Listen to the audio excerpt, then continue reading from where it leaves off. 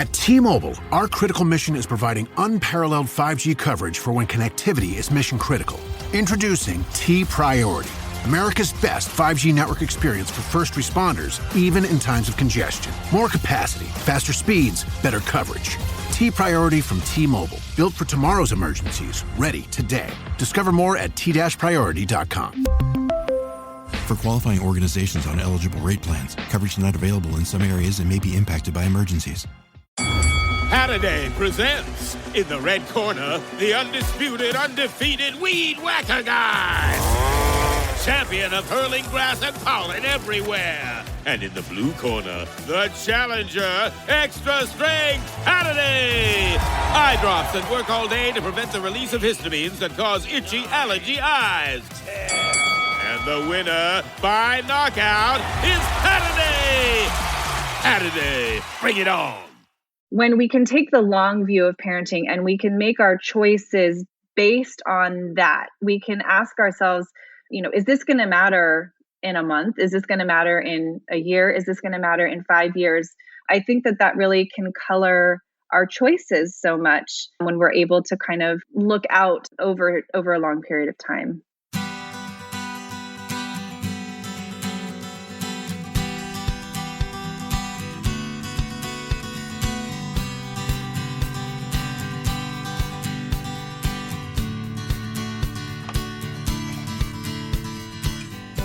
Welcome to Parent Footprint with Dr. Dan. I'm Dr. Dan. This show is about making the world a more loving, accepting, and compassionate place, one parent, one person, and one child at a time. The key to raising healthy and engaged kids is for us parents to seek the same in our own lives while striving to be the best versions of ourselves each day. No matter who you are or where you came from, with increased awareness, you can be purposeful about leaving a healthy footprint for your children, your family, and all those you care about while living your own life to the fullest. Today's show is so aligned with this mission and passion that we all share. The show is called The Parent Compass, navigating your teen's wellness and academic journey in today's competitive world. And I'm excited to introduce you to two of our guests, or both of our guests, Cindy Muchnick and Jenn Curtis. And let me tell you about them. Cindy is a graduate of Stanford University and has been working in education for the past 25 plus years as a former assistant director of college admission, high school teacher, educational consultant, and author of 5 other education-related books. She speaks professionally to parent, student, teacher, and business groups on topics such as study skills, the adolescent journey, college admission, and now the Parent Compass movement. Jenn earned a BA from UCLA and a master's in social work from USC. Ooh, that's an interesting transition there down south, and has been an educational consultant and professional speaker for the past 12 years. As owner of FutureWise Consulting, she's worked with hundreds of students on every aspect of college admission process. She's particularly passionate about empowering teens to approach life with intention and educating parents about navigating their Parent Compass. Of course, they are the co-authors of the book Parent Compass, which we'll be talking about, and they are also co-hosts and co-fellow podcasters of the Parent Compass podcast. Okay, guys, that was a mouthful, and we have a lot to talk about. Welcome to the show. Thank you. Thanks for having us. So tell us how you guys came to partner together and do this important work as a team. Cindy and I have known each other for over a decade. Our field, educational consulting, can be a little bit of a lonely one. We work with our students, but in terms of other professionals, we don't get to interact that often. But it is fun to kind of run things by one another. So we would meet for lunch every so often. And then fast forward to the Operation Varsity Blues scandal or the college admission scandal. And of course, Cindy and I called each other immediately, just completely aghast at all of the things that we were seeing playing out on the media in front of us. And we spent an entire day pretty much on the phone with one another, chatting not only about that, but also about what we were seeing in our own practices in terms of parent behavior getting out of control. And so that led to some really real conversations over the next couple of months. And we realized that we had gleaned so much in our practices of parenting behavior, particularly as it relates to the academic realm, and how damaging some of that could be to a parent-child relationship as well as the child's well-being. But we'd also seen some parents who had done excellent jobs raising their teens in a way that really contributed to their self-advocacy and their intention and their grit. And so we felt like we had this message that we really wanted to get across. And that's how the Parent Compass was born. That's where it came from. I mean, the book literally and the concept came from the, I want to say tragedy, really. I mean, we've been living with a lot of tragedies. So, but I say the tragedy, as we're going to talk about, which can be a tragedy of human development and parent-child relationship through the raising kids to be successful and be competitive college prospective students.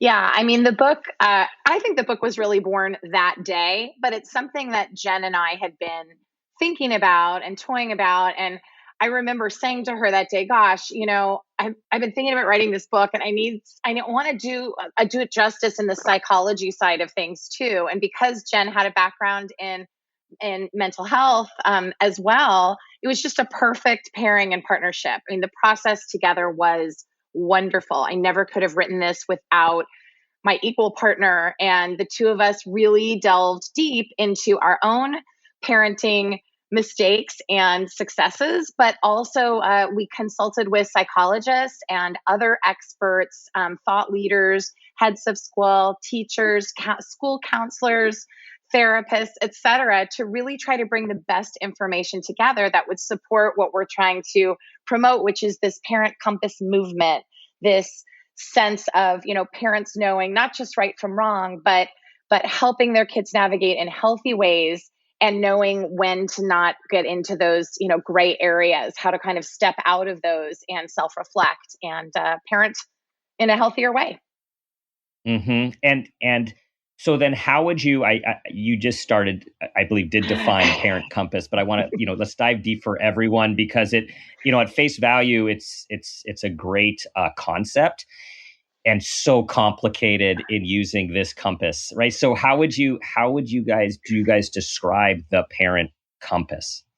Okay, so it's such a good question to ask because we just posted about that on our Instagram, the actual definition of the Parent Compass, because for a year we've been sharing all these ideas with people, and we decided to distill it. So with Jenn's permission, because I think, Jenn, you wrote this post, I'm just going to read, kind of to distill it down what it is. It's a way to check yourself and hold yourself accountable for your parenting behavior. And our goal in writing the book was to help parents understand their appropriate role in navigating the tween and teen years amidst this hyper-competitive and academic environment, and also in our uncertain world. And so we offer these tools to help parents adopt better parenting behavior that helps their kids develop resilience, self-reliance, intention, grit, purpose, and also to embrace failure. It's a big mouthful, but through the course of the book, we really explore each of these areas in depth, as well as some pretty deep parenting self-reflection. It covers a lot of the really important things. So a few just impressions just right away off the bat for me is, first off, this is why one of the reasons I was so excited to have this conversation with you guys, because this is so aligned with the idea of it all starts with us parents, and being, you say, checking ourselves, being aware of ourselves, and what are our beliefs, what's triggering us, what's informing our behavior, are we even conscious about it? I mean, that's just so huge. We'll dive in more there, but also that whole list at the end of what you said, like you're talking about, as you guys state, wellness and resilience and coping is now finally getting press as the important ingredients of raising healthy adults. And we know like Challenge Success has been working on that for a long time out of Stanford. But for so long, it was how, and still for your kids to get ahead, how for them to be the most competitive in this world, whether it's to get into college and beyond, and this whole fear mentality that we all get wrapped up in today's society. Yeah, it's interesting that you mentioned challenge success. So Denise Pope has written the foreword of our book, and she joined us very early in the mission of what we were trying to do. And our book and your center, really align with so much of what the Parent Compass is also trying to teach. But we felt it hadn't been presented in this way before, from the perspective of educational consultants who had been, working with these kids in and out of our offices for years and seen some of the successes in their mental health and their, self-worth and their ability to self-advocate. And then the others where they just were tamped down and didn't have a voice of their own and seemed listless and unhappy and, quite frankly, depressed. And while Jenn and I weren't, their actual therapists, we noticed these family dynamics and wanted to point out both the positive and the negative in the book so that parents could kind of take a step back and go, whoa, I don't want to do that. I don't want to be certainly those varsity blues parents, but I also don't want to be that parent that's damaged my child in the process of trying to just love them as much as I can. And I think that that's an important note too, because we very much understand that so much of what we are pointing out in our book, in terms of the kind of negative behaviors, we realize do come from love and from wanting the best for our children. But then when you take those behaviors and you play them out over the long term and you see the effect that they have on kids' ability to advocate for themselves and live independent lives, that's where the problem arises. And that's where we're trying to help parents see now how these things are going to play out over time. And although we always try to be strength-based, it's critical for us to know what are the things that are not helpful. Even like what's wrong, what's bad, what's harmful, whatever words we want to use. There are things, there's not everything that's quote right, but there are things that can be harmful over time to our kids in ways that we don't realize we're contributing to. Like that's, as you're saying, like that's the important thing for everyone listening. I have 2 kids, college age, gone through this whole process. Like I understand the pressures very, very well. And there are things that our own anxieties, our own pressures, our own voices, our own consultants are telling us at times that aren't helpful or healthy. Tell us what some of those things are.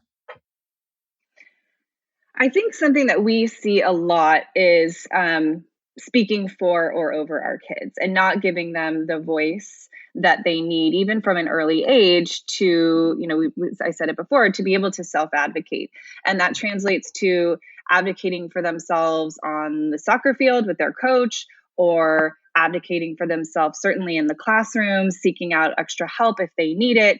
And we as parents can help them to develop that voice over time by allowing them to express their opinions and giving them a safe environment to do that. And by practicing, by giving them opportunities to practice using their voice. But a lot of times we jump in and speak for them because it's quicker or easier, or there's a precise point that we want to get across, and maybe we think we know better. But we're telling them inadvertently in doing that what they have to say doesn't necessarily matter. Dr. Dan, I have 4 children, 1 out of college, 1 in college, and 2 in high school. So I'm still in the trenches. And just last week, I took my 15-year-old to the doctor. And as we checked in, they asked for, name, birth date, whatever. And I started to answer. And I went, oh. And then my daughter kind of looked at me and I just gestured to her. And she answered. And it is so easy for us to interrupt and cut them off because it's just habit. And she should be able to tell the doctor what's bothering her. She should be able to order at the restaurant or ask for her water glass refilled or, say hello to the postman and collect the mail.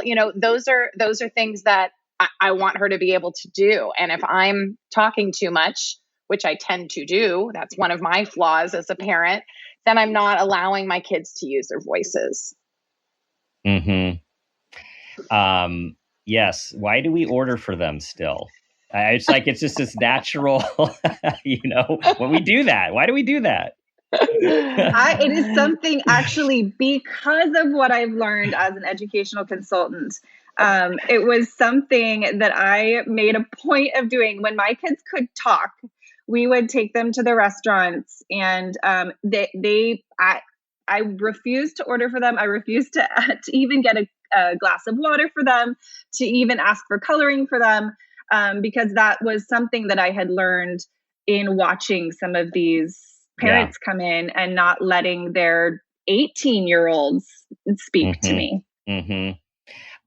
So one of the negatives that you're pointing out, or the less helpful things, is to talk for our kids. We really want to, and you guys write about how important it is to listen, and how hard it is for us parents often to listen because we want what's best. We want to get our agendas across. And like, I'm thinking that also this hidden agenda, the going within, the college rankings, the pressures that parents have. Talk about some of those visible and invisible ones that end up coming out in your work in less healthy ways.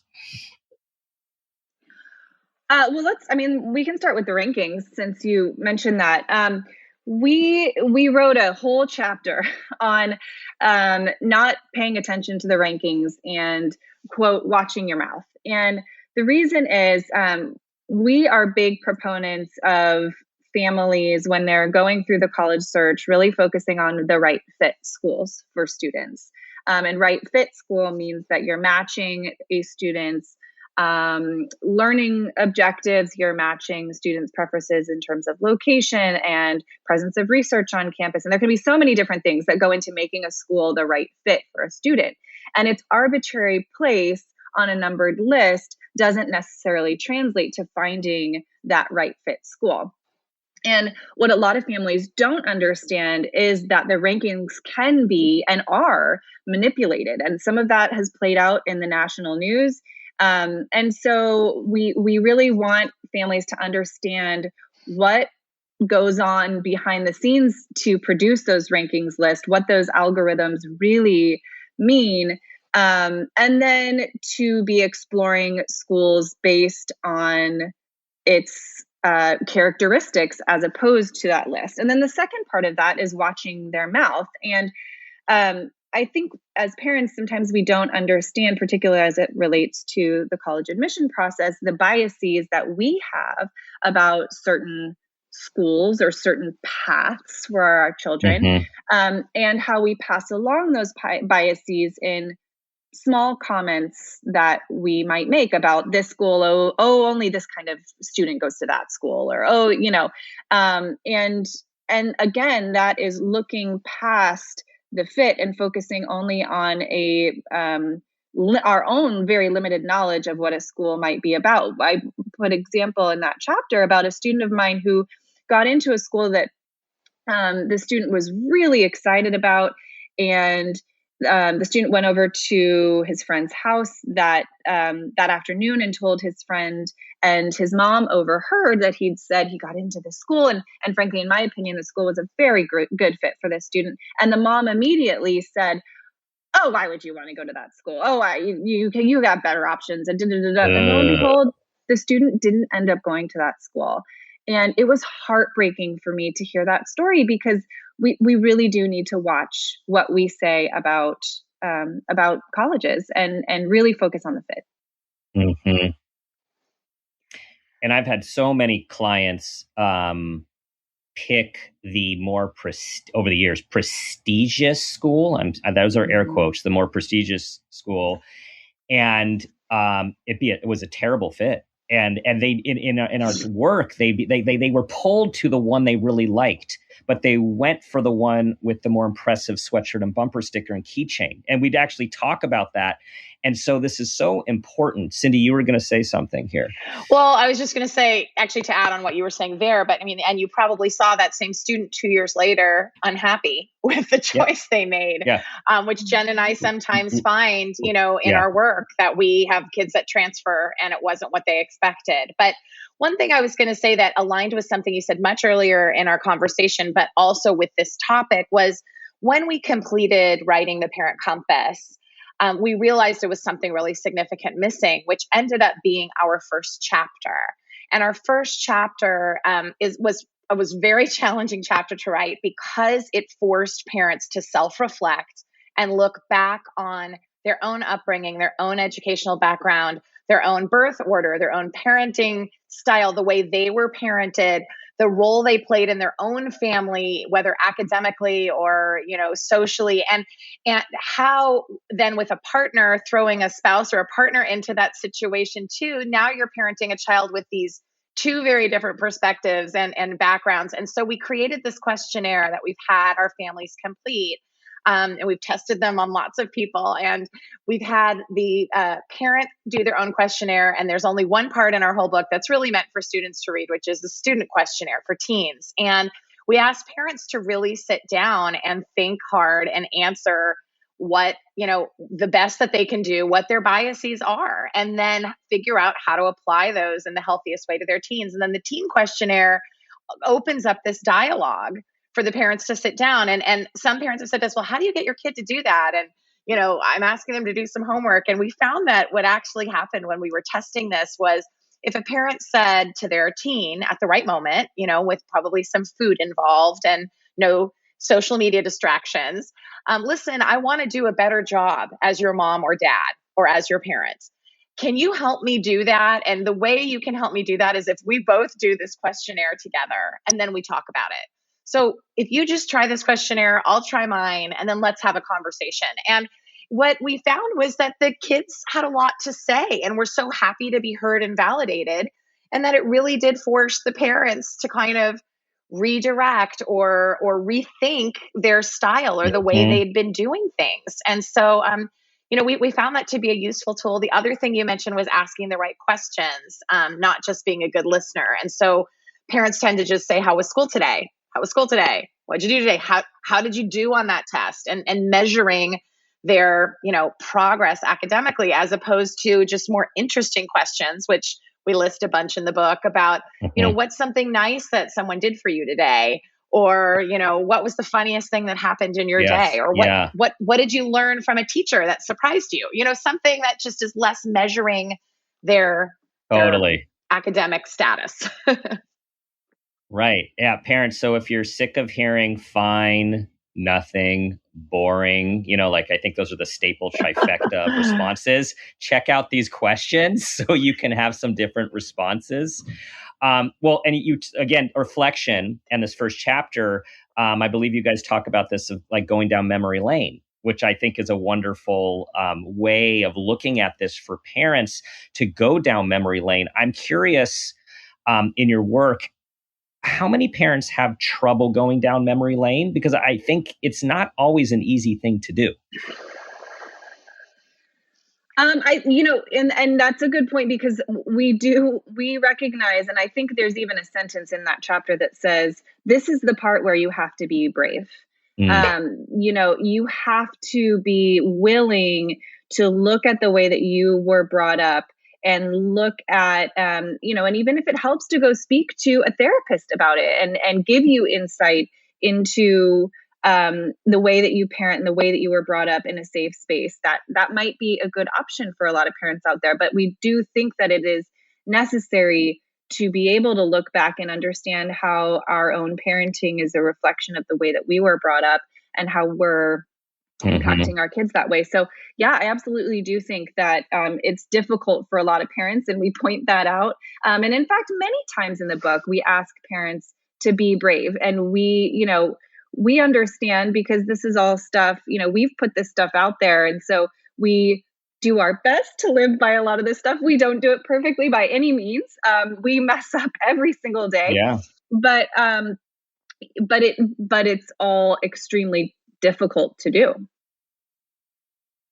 I It is really difficult. And thank you for highlighting that, those of us who work in this space still make the exact same mistakes.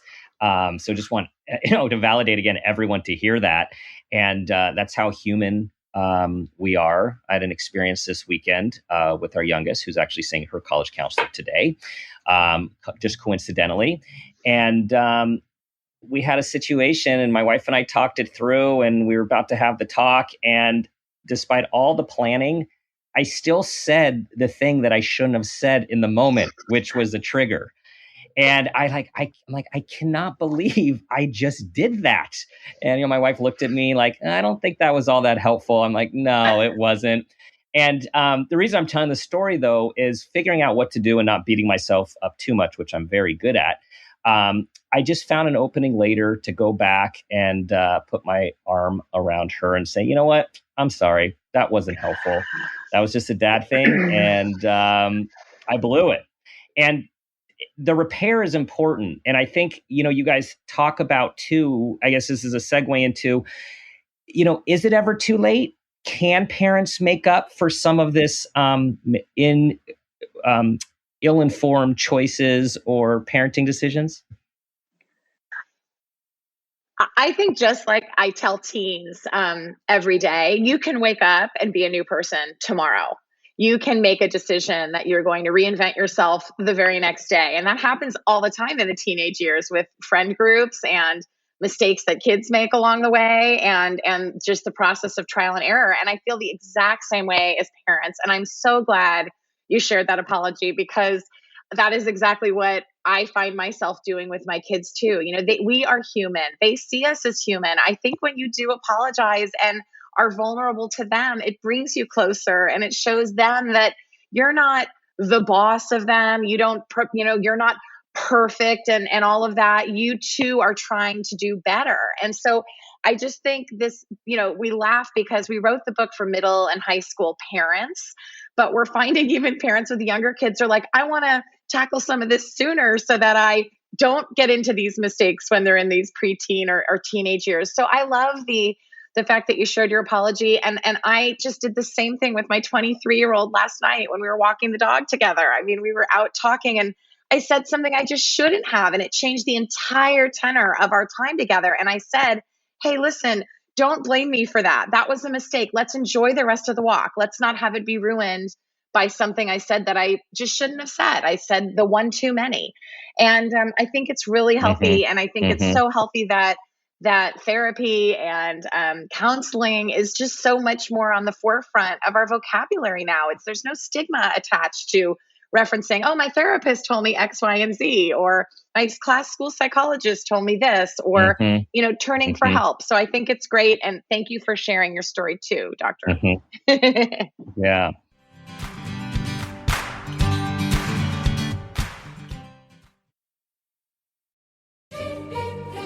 This episode is brought to you by Prime Video. In the small town of Holland, Michigan, nothing is ever what it seems.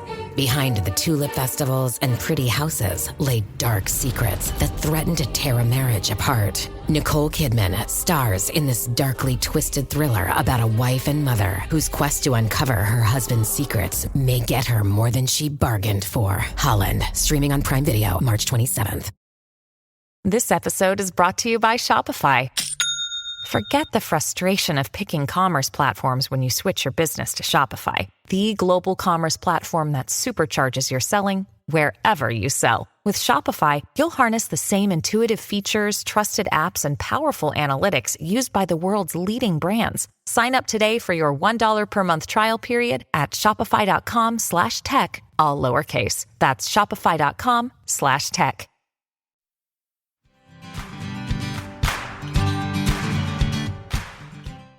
And speaking of therapy, I was just listening to your guys' recent episode with a very strong therapy voice, Lori Gottlieb, and just a wonderful voice in the mental health space and wellness space.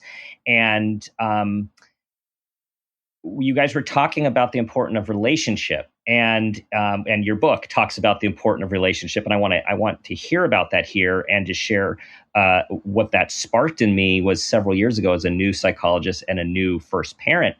Was invited to a local private school to hear a seasoned therapist. I don't even remember what the topic was. I think it was about actually like building resilience, something like that. And I was only there because I had a family member connected to the school. It wasn't even that I was looking ahead. And this always stuck with me. She said, and most of the audience was middle school and high schooler parents, said, the only thing that leaves your house at the end of 18 years is your relationship. Homework doesn't leave your house, achievements and trophies doesn't leave your house. The only thing that's leaving is the relationship and what you've made of it. And it's to this day, 20 plus years ago, it just still sticks with me. And this just seems cornerstone to what you guys are talking about. I love that way of putting it. We'll need to borrow that. Yeah. But we do ask parents in the Parent Compass to, this touches on something I mentioned a little bit earlier, but to really take the long view in their parenting. When we're in the trenches each and every day, we're focusing on, what grade did you get on this, or what's your college list going to look like, or have you started those essays yet, or whatever. But really, when we can take the long view of parenting and we can make our choices based on that, we can ask ourselves, is this going to matter in a month? Is this going to matter in a year? Mm-hmm. Is this going to matter in 5 years? I think that really can color our choices so much when we're able to kind of look out over a long period of time. Mm-hmm.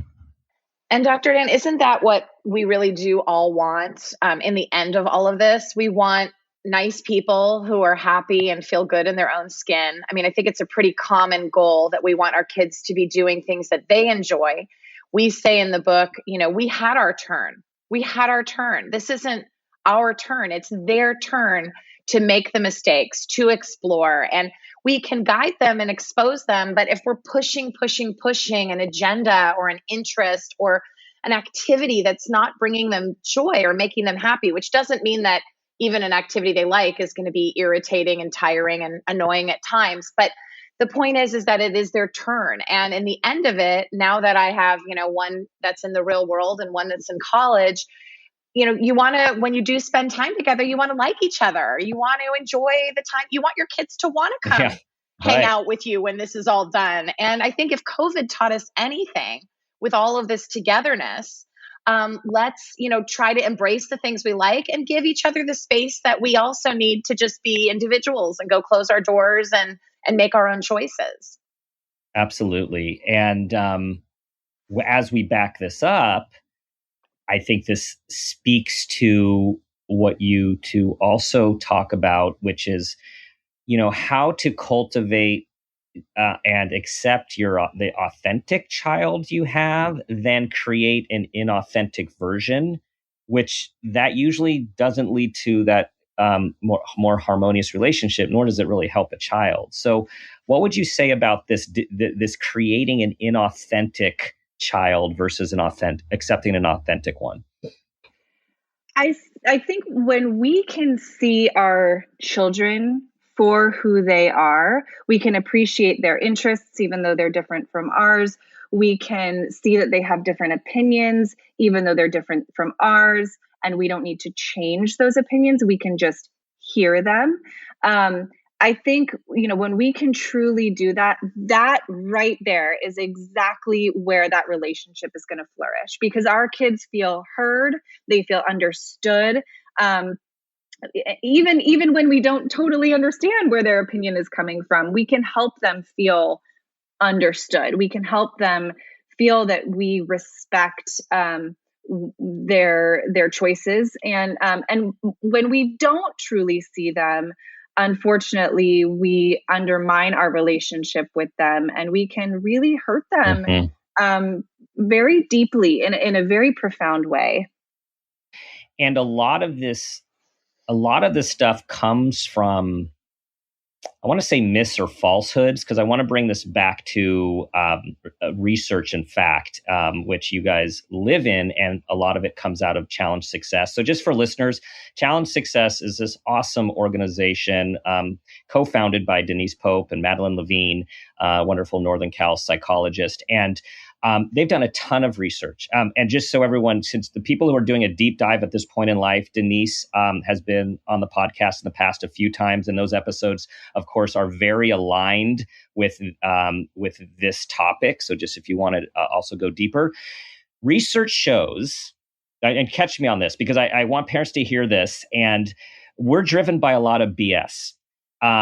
Like those rankings are being really important. So research shows that it's not like success is about match and about a person finding their place. It is not about the ranking of the college, the prestige of the college, necessarily the sports program of the college. Now, you might want to go to a school with a big sports program because you love that. That's awesome. Like, tell us about what these truths are and what these falsehoods are that drive a lot of parenting fear and parenting behavior that we're trying to move away from. Well, one thing we learned from Challenge Success in our research with them and the data that they shared with us was in our chapter on tutoring. And, so first of all, yes, we cannot say enough accolades about Challenge Success. If any listeners are part of a, high school community, call on this organization to come to your school. They do amazing surveys of parents, admin, students, and they get that dialogue going, and they help schools kind of realign and rebalance themselves to preserve the mental health of their students, really, and then to redefine success, not just as, I think they use this quote that says, success is measured over the course of a lifetime, not the end of a semester. And that sort of goes back to what we were saying recently about taking the long view.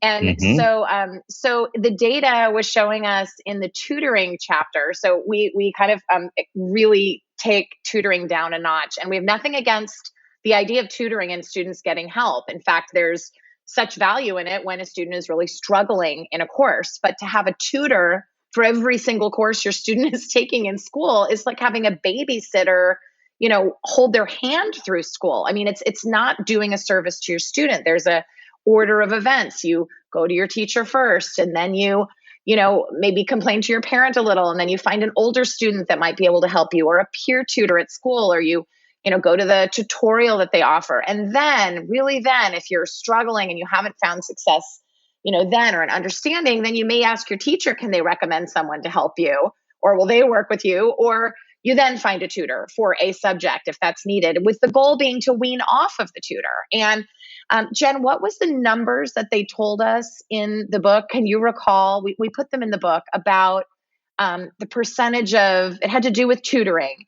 And it was sort of the percentage of students that, really said they didn't need this, that their parent was insisting that they kind of have this to be a measurement and to help them with a better GPA for the long run, not because the tutoring was something that they actually needed. And so, and they asked the student, did your parent want you to have the tutor, or did you choose the tutor?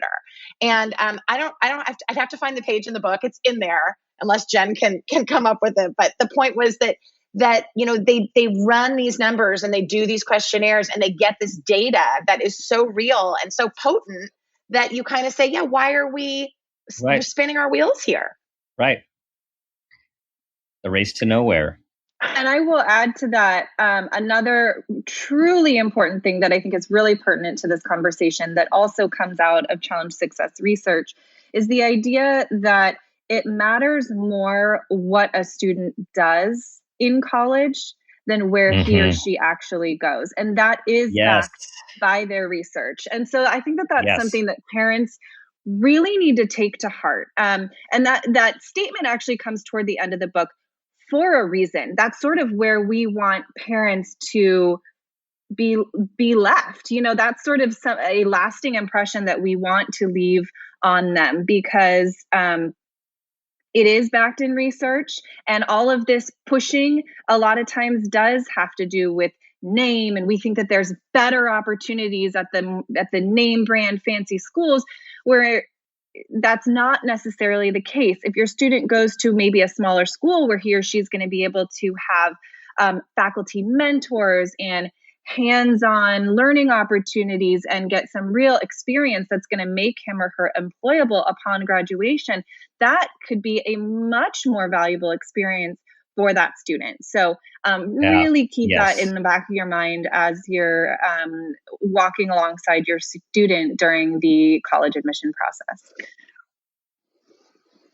So important, everyone. What Jenn just said is that, and I'm just going to reiterate it because this is so key. What your child does or your young adult, emerging adult does in college is far more important than where they go. That's the Challenge Success white paper that came out within the last year, and you can read it. It's not long. It's really, interesting and meaty, and that is right from their data.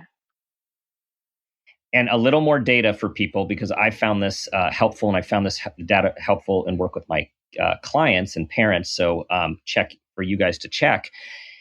It's showing that about 1 out of 3 students freshman students across the country, and of course it varies between different colleges and universities, but about 1 out of 3 does not return for their sophomore year on like a global scale, is different research that I've been seeing, which was astonishing to me. And the reasons cited are anything from depression, anxiety, perfectionism, overachievement, substance use, internet addiction, executive functioning challenges, or just not ready. And so part of this is to normalize, like there's something that's going on. I think when all of us were going to school, those numbers were much lower. And also to let people know, before you guys weigh in here, that I've worked with many of these kids that or young adults that like it was the most important experience of their life for it not to work and to work on themselves. And they come out okay. The vast majority of the time, stronger, more resilient people, just on a different path than they thought they were going to be on. Yeah. So Dr. Dan, our final chapter of the book is being open to alternative routes for our kids. And we felt that was so key to be the bookend, where parents understand that to have college just be the goal is narrow-minded, because there really are lots of other alternatives, including taking that gap year, which lots of kids were forced to do because of COVID, but lots of kids needed it in different ways. But also either starting college a term in or doing an internship and some travel. Community college is a great choice for many kids who didn't really like blossom maybe in high school, didn't they all evolve at different times. So maybe they need just a little more to kind of get their confidence and get, maybe some more improved grades under their belt to have different options if they want to, go beyond community college. Some students do apprenticeships, some join the military. There's really a slew of other choices. Some go straight into the workforce now. In fact, my son, who went away to college for 6 months and then COVID hit, decided to take a leave of absence his sophomore year. He shared with us, like, I do not want to spend a year doing college online on my computer. And so I'm going to go live with some college friends. I'm going to continue my summer internship. I'm going to work. And then I'll just go back the next year. And we had to pivot, and it ended up being the greatest decision he made amidst kind of everything that was going on. And so now he's kind of going back to school energized and excited to be back and ready to be back. But with just, the rules are different. I don't think that, everything fits into a neat box the way we felt it used to. And nowadays, when you say my kid's taking a gap year, a generation ago, that might mean, ooh, something going on. Now it means good for them. Good for them to have a year to kind of process the last 4 years. High school is hard, no matter what kind of student you are. Those are really tough years. And, taking a break and pushing the pause button can oftentimes be the best gift we can give our kids to allow them to do that. And I think on the tails of COVID too, this year in particular, gap years were a pretty, plausible option for a lot of students who wanted to kind of reevaluate where the college admission process might have taken them. And maybe they didn't have the choices that they thought they were going to. So I hope that it only normalizes things, normalizes a gap year even more moving forward. Mm-hmm. And those who economically are able to take time, because sometimes there are some other constraints on staying in college. I don't know anyone who said, I am so glad I got out in such a limited amount of time. I know more people are like, God, why didn't I take that fifth year? Why didn't I take that gap year? Like once you're done, right? You're like in it, you're in life and it just keeps going. So if there is a way to elongate this process in a way that is consistent with growth and engagement, I mean, that's a win-win all the way around. That first year out is pretty brutal when my son has just felt like I've been in school my whole life and now I'm working. And wait, this is what I was going to school for? So he's working in education as a teacher so he can stay on the school schedule, and has decided he wants to go back to be a student again as soon as possible. He likes being a teacher. He's going to do it for a couple of years, but he also wants to go back and be a student again. So, if you can prolong the real world, that's not bad either. Yeah. Yeah, our niece was over, who's a recent graduate and well in the workforce now, for dinner, and she was telling our high school senior, "Don't listen to what they say. Stay in school." Like, who said? No one told me it would be like this. Like we shoot for graduation, and then it's like, careful what you ask for. Yeah, I would argue that transition, those couple of years right out of college, are possibly the most difficult life transition. Agreed. For sure. I think the other might be having your first baby. If we want to fast forward, that's a pretty difficult life transition. I will only agree with that for you. Yes, having observed that's a different Dr. Dan show. Yeah. That's not today's different show. Okay. Thanks for refocusing. Okay, but we're moving towards the parent footprint moment question. Before we get there, what do you want all the listeners, your clients, your readers, to really take home? Like, that we're all overwhelmed with stuff. Like, what are these, if you could focus on 1, 2, or 3 things, what are those key messages? I'm a really big believer in tangible reminders. I really like to employ them a lot. And one of the devices that we use in the book is talking about earplugs. And I actually have a little basket of earplugs in my office, and I hand them out to all of my students at the beginning of my work with them. And my point is that I want them to, maybe tuck it away in their backpack or throw it in their locker or whatever, but use it as a tangible reminder to throw in those earplugs and focus on their journey, not everybody else's journey. And I think likewise, I would encourage parents to kind of metaphorically throw in their earplugs, focus on their child's journey, focus on what makes their child special and unique and uniquely them, and focus on what makes their family special, and kind of to really make an effort to drown out all of that noise that leads to this competitive parenting pattern that we're talking about, and instead really stay their own course. And maybe my addition, I agree with that one, Jenn, 100%, would be something we said earlier about being brave. If you build your own village of just a couple like-minded parents, you don't need many. You just need a couple that, you can bounce things off of. And a lot of times that's best done through a book club. Jenn and I have been really pleasantly surprised that the Parent Compass has popped into book clubs around the country where, a group of moms and or dads or a combination want to self-improve and share, get into the trenches together and share how hard this is and try to use the Parent Compass as, we have a whole book club guide that can be downloaded off of our website for free at parentcompassbook.com.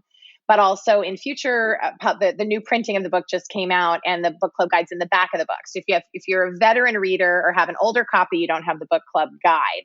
But that being said, having this group of like-minded parents that are not competitive parents, but that are parents that, like you, want to self-improve, can really help you. It's like having someone next to you on the park bench that, can listen out for your kid and you can listen out for theirs, and you can share the war stories and you can share the successes and be genuinely happy for one another, not competing with one another. Nice. So put on your earplugs, try to stay away from the distractions, focus on yourself internally, and parents, find your people, find your tribe, and those who share your beliefs. And I love that this Parent Compass movement is happening around the country, of health and wellness at the forefront. This is awesome. Okay, parent footprint moment questions. Are you guys ready? You're so right. I changed. I changed halfway through.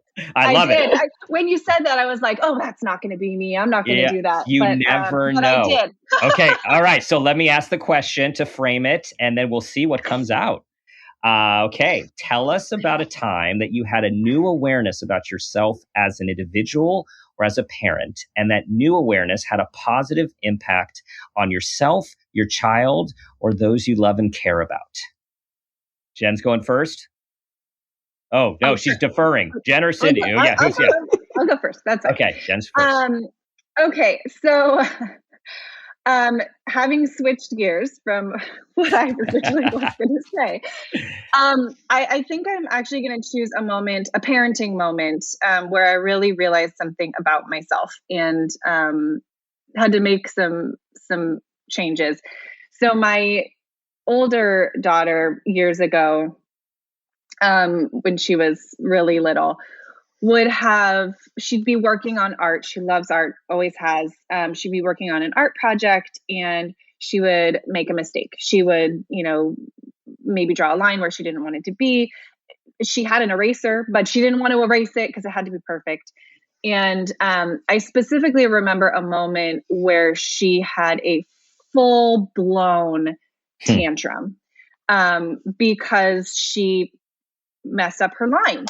And at the time, with my background in mental health, I was aware of the words that I used when moments like this came up, and normalizing mistakes. And that was always something, when I first became a parent, that I wanted to employ in my parenting.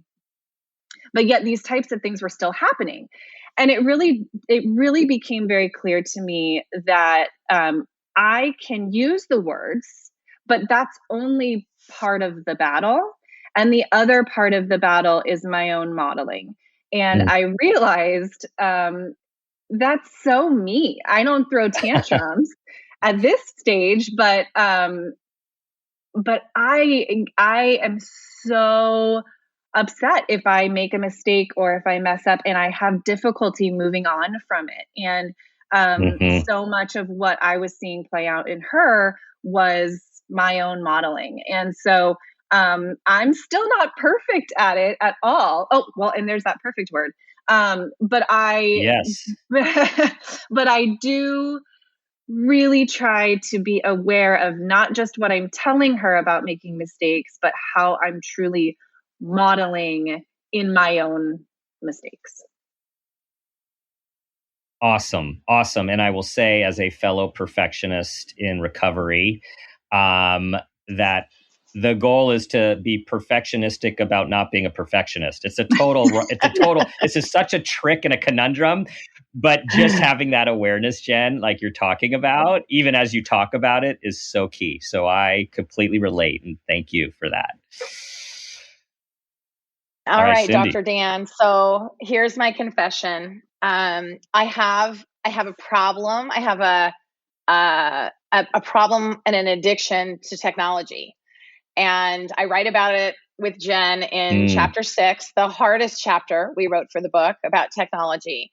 And I have an unhealthy relationship with it. Just like I'm addicted to sugar, I'm a bit addicted to tech. And I try to tell my kids, well, it's for my work and it's for the book and whatever it is. And in chapter 6, we talk about the time, which happens pretty often, when I've got the computer going and my phone going. And, earbuds in my ears and a lot of technology, 360 degrees around me. And my daughter, at the time was probably 13, came up to me and had to put her arm on my shoulder and like turn me physically away from the screen and take my earplugs out and put my phone down and say, Mom, I need to talk to you. I need to have a conversation and you can't be distracted. And now she even has put one of those timers on my phone that tells me how many hours I've spent on different apps and different technology. And it's embarrassing because, this is the generation that should have more of the technology problems. And I'm the one who has them. And so what it taught me was, about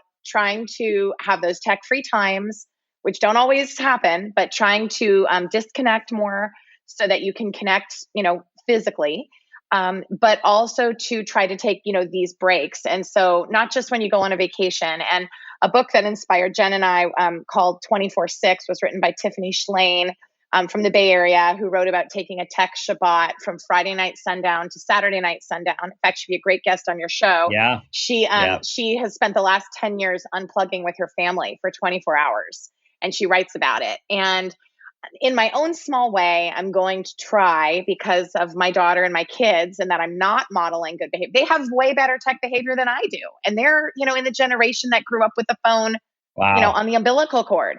So I need to work on that. And I'm trying. That's the best I can say. I'm a work in progress. You're aware. I love that. You guys are so aware. And it's what you're putting out there to everyone, is this awareness of who we are as parents and people completely matter in how we raise our kids and what they see us doing and what we tell them and how we listen to them. And for that self-reflection, as you guys talk about. So you guys, thank you. Thank you for this conversation. Tell everyone again where they can find the new version of the book, the podcast, your writing, everything that you guys are doing. They can visit our website, which is www.parentcompassbook.com. We are also on Instagram at Parent Compass, on Facebook at The Parent Compass. And then they can also, all of the podcasts and everything and articles we've written and a bunch of resources are all available on that website, parentcompassbook.com. Wonderful. Jenn, Cindy, thanks so much. And thanks for what you're putting out into the world. And I love that this is a book club book about basically how to raise healthy, well kids into adults. Thank you for having us. Thanks, Dr. Dan. Thanks for what you're doing too. And it concludes our show, everyone. If you liked what you heard, share it. Help us spread the word on health and wellness. Be that person you want your child to become. Subscribe to the show, be a part of our community, and I'll leave you with the guiding question. I ask myself every day, what footprint do you want to leave?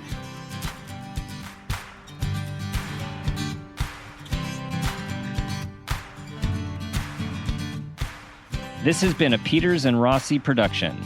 Parent Footprint with Dr. Dan is produced by Laura Rossi. Our engineer is Phil Rossi. Theme music is Strummerman, composed and performed by Pro Tunes. Artwork is by Garrett Ross. Follow us on Instagram and Facebook at Parent Footprint Podcast and on Twitter at Dr. Dan Peters. If you are an advertiser interested in advertising on our show, go to midroll.com/ads. For more information, go to exactlyrightmedia.com. Listen, subscribe, and leave us a review on Apple Podcasts, Stitcher, or wherever you get your podcasts.